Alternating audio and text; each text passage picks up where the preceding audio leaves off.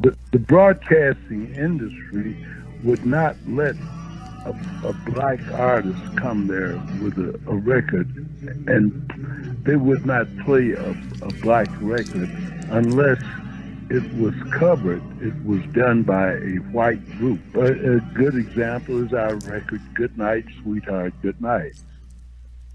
We recorded that in 1954. I think it was in March. And it got pretty high on the charts, but it really went into the millions when the McGuire sisters sang it, because that was the thing, that the parents wouldn't let their children listen to black radio stations, and they wouldn't play black music on the white radio stations. The McGuire sisters got our song, and when they sang it, it sold millions, So did they get rich? I mean, from your song?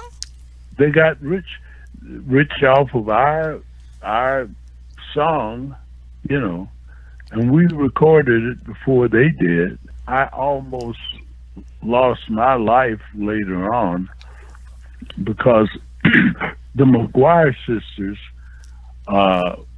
were the hot girl group during the 50's that time, They're white girls? Sugar in the morning, Sugar in the evening, Be My Little Sugar, Love Me All the Time. And when they recorded our song, it took off, because they played that on all the big white radio stations. The big white stations would not play black music on their stations because their parents didn't allow the kids to listen to music on the black radio stations because they told them it was jungle music, Jungle music? And jungle music. The white parents of these kids did not want their daughters to hear a black group and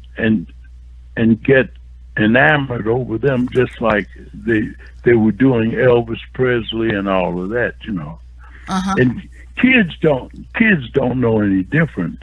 When if they hear something that they like, they're gonna come out and follow the group around. Oh yeah, and of course. Meet the group. Right, they want to be groupies, right? Groupies, right? Whatever. Yeah. I can tell you this story, and this is in the book Goodnight, Sweetheart, Goodnight.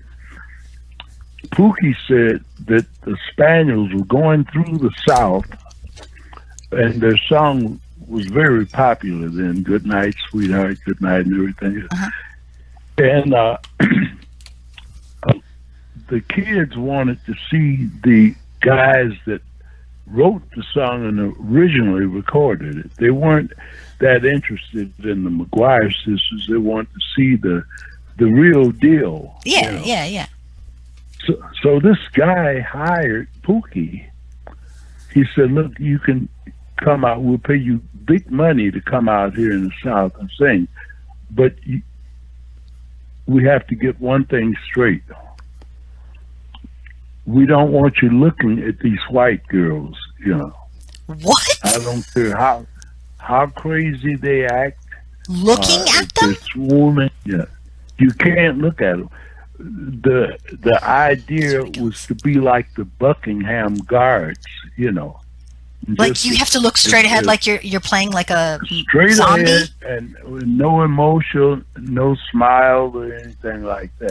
That's unbelievable. Just freaking ridiculous. And these kids they were wild over the Spaniels and Pookie and stuff like that. Yeah. And so they had the state troopers out at the show, with guns to make sure that the black guys did not fraternize with the white girls. That was part of the contract.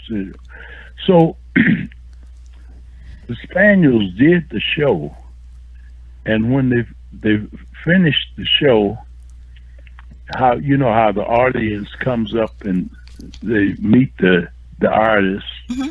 The white girls came like a cattle drive, and they were amazed looking at the black guys because they weren't used to seeing black guys with dark skin. The black entertainers wore their hair was processed to keep it straight, to keep it from being naturally kinky. It straightened it out, Uh-huh. And the white girls were amazed at their hair, being straight. And the Spaniels, while they were looking at the Spaniels under microscope, the Spaniels were looking straight ahead like the Buckingham Guards. They were sweating so that their clothes were just all wet because they knew what would happen if any of them talked to a white girl down there or responded to one, They kept their mouths closed and they just looked straight ahead and trembled. So after the girls had gone, the guy who gave the show, who paid Pookie to come and sing, Uh-huh. he said, "Well, boy, you did all right, boy."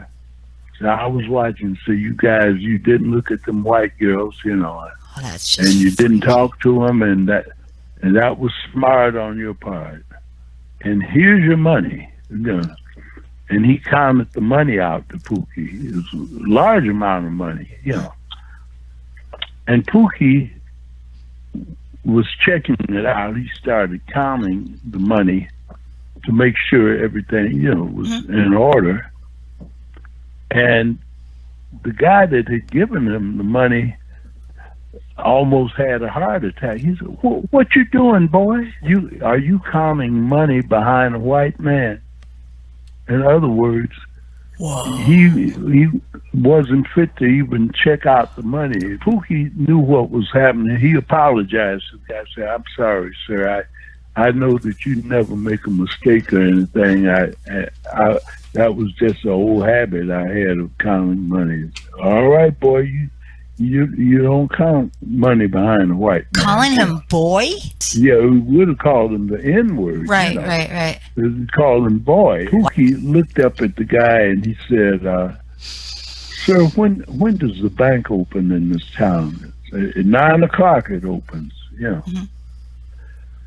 Said, "But you ain't gonna be here when it opens because you leaving tonight, with all these white girls screaming at you and everything. You getting out of town tonight." Pookie begged the guy. He said, "Sir, we have a check that we need cashed and to get back home, and we can do it easier in this town if you just let us spend the night."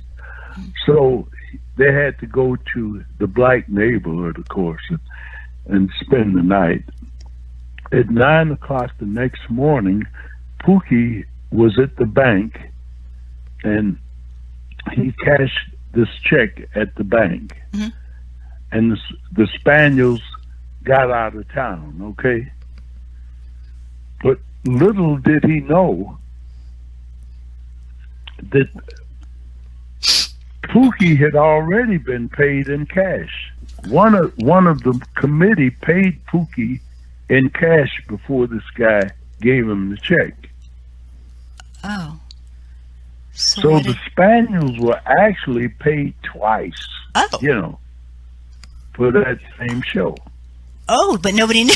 So Pookie rushed to the bank, cashed the check, and the Spaniels got out of town, and they made sure they never went back to that town again. Yeah, really? Well, did they get to keep the money at least for their like trauma? Yeah. Well, good. Yeah, but they would have lynched them right there if they had known that. When they found out, it was too late. The Spaniels had gone. They had left, and yeah. Wow, that's terrifying. That's terrifying. So that's the way life was then. Yeah, that's the way it was. The white population in the South, it was very important for them to keep the black entertainers away from their women. People don't realize what the poor black entertainer had to go through.